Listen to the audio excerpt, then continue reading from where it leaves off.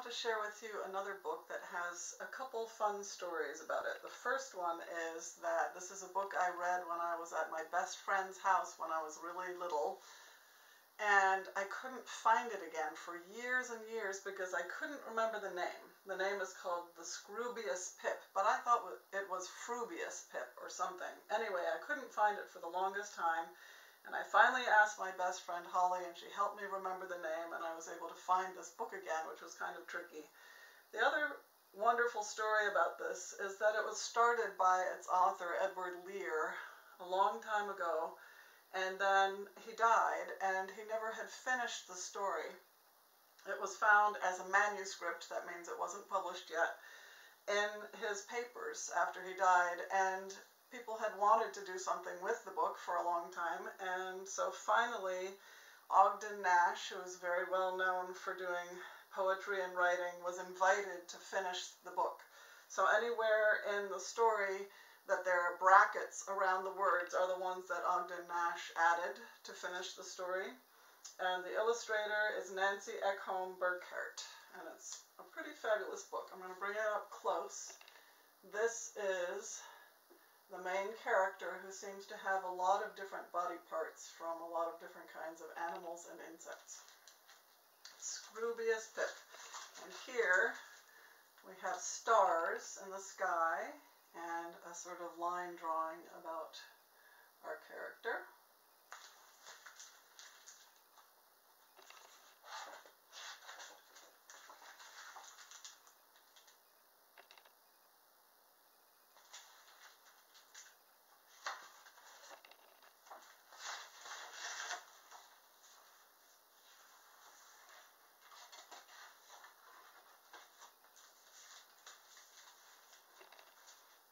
The Scroobious Pip went out one day when the grass was green and the sky was grey.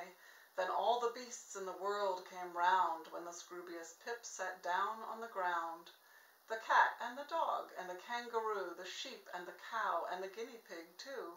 The wolf he howled, the horse he neighed, the little pig squeaked and the donkey brayed. And when the lion began to roar, there never was heard such a noise before. And every beast he stood on the tip of his toes to look at the Scroobious Pip.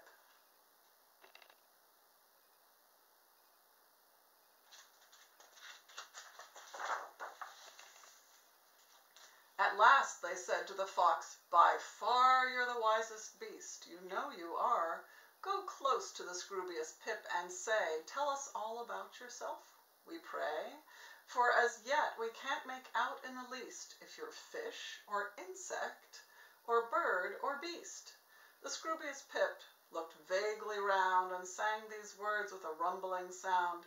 'Chippity-flip, flippity-chip, my only name is the Scroobious Pip.'"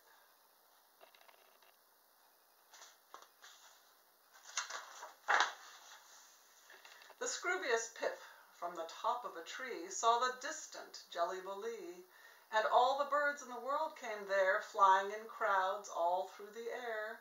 The vulture and eagle, the cock and the hen, the ostrich, the turkey, the snipe, and the wren. The parrot chattered, the blackbird sung, and the owl looked wise, but held her tongue. And when the peacock began to scream, the hullabaloo was quite extreme, and every bird fluttered the tip of its wing as he stared at the Scroobious Pip.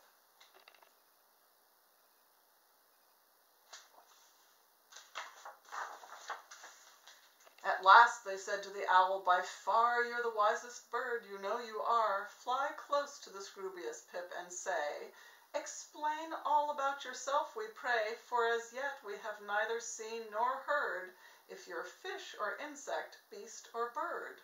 The Scroobious Pip looked gaily round and sang these words with a chirpy sound. "Flippity-chip, chippity-flip, my only name is the Scroobious Pip."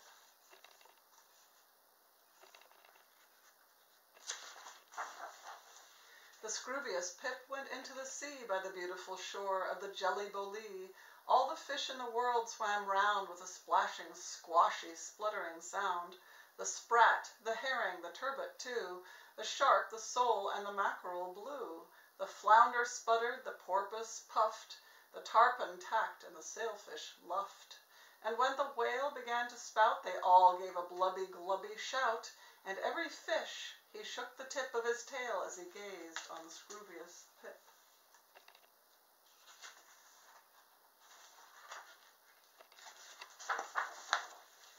At last they said to the whale, "By far you're the biggest fish, you know you are. Swim close to the Scroobious Pip and say, 'Tell us all about yourself, we pray, for to know you yourself is our only wish.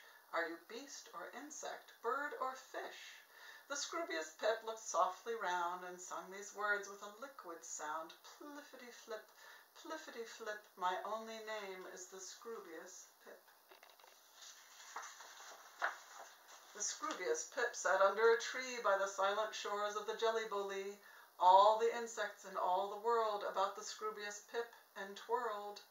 Beetles and bookworms with purple eyes, gnats and pestilential flies, grasshoppers, butterflies, spiders too, wasps and bees and dragonflies blue. And when the gnats began to hum, the welkin bounced like a dismal drum, and every insect curled the tip of his snout and looked at the Scroobious Pip. At last they said to the ant, "By far you're the wisest insect, you know you are. Creep close to the Scroobious Pip and say, 'Tell us all about yourself, we pray, for we can't find out, and we can't tell why, if you're beast or fish or a bird or a fly.'" The Scroobious Pip turned quickly round and sang these words with a whistly sound. "Whizby whip, my only name is the Scroobious Pip." Then all the beasts that walk on the ground danced in a circle round and round, and all the birds that fly in the air flew round and round in a circle there, and all the fish in the Jelly-Bo-Lee swum in a circle about the sea, and all the insects that creep or go buzzed in a circle to and fro, and they roared and sang and whistled and cried till the noise was heard from side to side. "Chippity-tip, chippity-tip, its only name is the Scroobious Pip."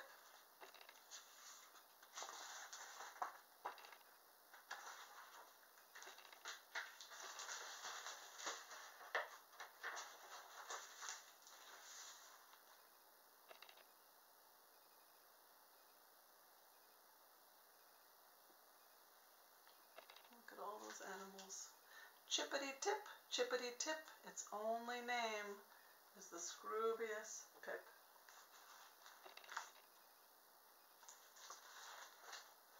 And that's the book that I couldn't find when I was little until just recently.